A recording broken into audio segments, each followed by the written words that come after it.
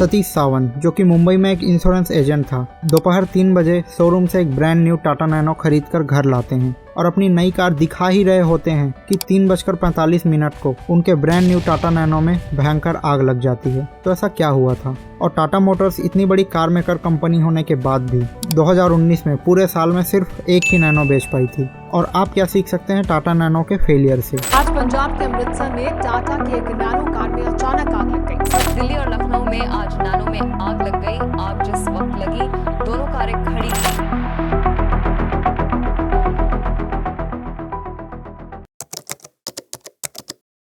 तो रतन टाटा सर ने देखा कि जब इंडिया में किसी फैमिली को ट्रैवल करना होता है तो एक मोटरसाइकिल में 3 से 4 लोग बैठकर जाते हैं, और वो भी अनकंफर्टेबली। तो रतन टाटा सर ने एक सपना देखा कि हर इंडियंस के पास खुद की एक कार होनी चाहिए। इसलिए नहीं कि कार को इंडिया में एक सक्सेस का सिंबल माना जाता है, बल्कि इसलिए ताकि लोग बाइक से ज़्यादा सुरक्षित रहे। तो नैनो को किसी दूसरी कंपनी के कार से नहीं बल्कि बाइक से कम्पीट करने के लिए लॉन्च किया गया था, ताकि लोगों को सिक्योरिटी और कंफर्ट प्रोवाइड किया जा सके। क्योंकि इंडिया में सालाना बाइक से 1 लाख से ज़्यादा एक्सीडेंट्स होते हैं, लेकिन उनका ये सपना नैनो ने फेल कर दिया। तो वो क्या रीज़न थे जिसकी वजह से नैनो फेल हुआ?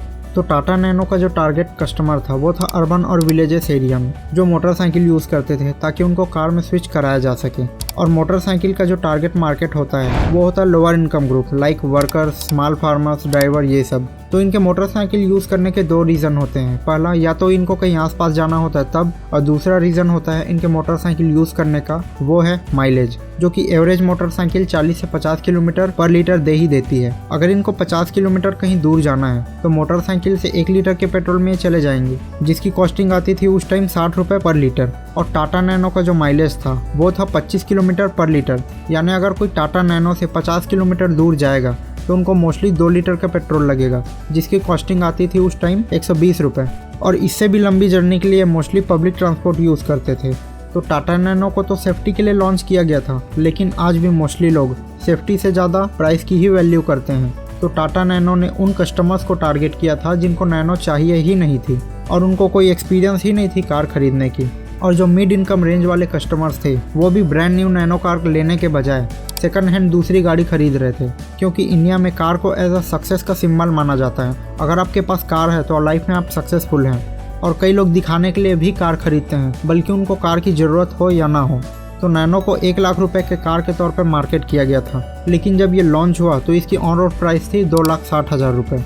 तो इसके पीछे रीज़न है, जब नैनो की फैक्ट्री लगाने के लिए टाटा पहुंची थी सिंगूर गांव में, जो कि पश्चिम बंगाल का एक गांव है जहां लोगों का मेन सोर्स ऑफ इनकम खेती ही है। लेकिन टाटा के वहां जाते ही लोगों ने और वहां की सरकार ने टाटा के फैक्ट्री के खिलाफ प्रदर्शन करना शुरू कर दिया, जिसकी वजह से टाटा को अपनी फैक्ट्री वहां से शिफ्ट करके गुजरात में सेटअप करना पड़ा, जिसमें काफ़ी समय और पैसा बर्बाद हो चुका था, जिससे प्रोडक्शन कॉस्ट भी इंक्रीज हो गई। और इसलिए नैनो को 2,60,000 में लॉन्च किया गया था, जबकि इसको 1 लाख की कार बताकर मार्केट किया गया था। और जिसकी वजह से इनकी पोजीशनिंग में भी गड़बड़ी हुई थी और इनकी इमेज 1 लाख की लकटकिया कार के तौर पर बन गई थी।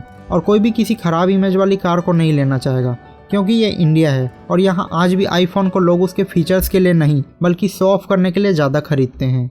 दूसरा रीज़न, सिक्योरिटी इशूज़। तो NCAP, new car assessment programme, जिसमें अलग अलग कंपनीज़ की कार का क्रैश टेस्ट किया जाता है।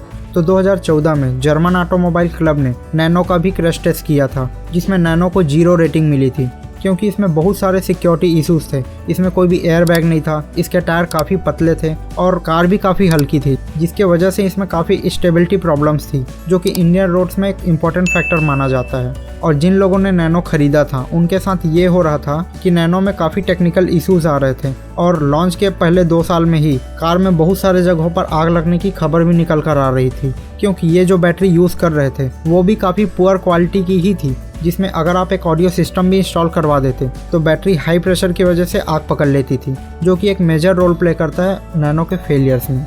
तो कौन से वो मैनेजमेंट लेसन है जिसको आप अपने बिजनेस में अप्लाई करके अपने बिजनेस को फेल होने से बचा सकते हैं? पहला, कस्टमर इज़ द किंग। तो अगर आप किंग से इंतज़ार करवाओगे तो किंग आपको सूली पर चढ़ा देगा, जैसे कि नैनो ने किया कि अपने कार की काफ़ी हाइप बनाकर रिलीज डेट के काफ़ी समय बाद लॉन्च किया, जिससे लोगों के मन में इसको लेकर एक्साइटमेंट ही ख़त्म हो गया और लोगों ने भी इस कार को अवॉइड ही कर दिया।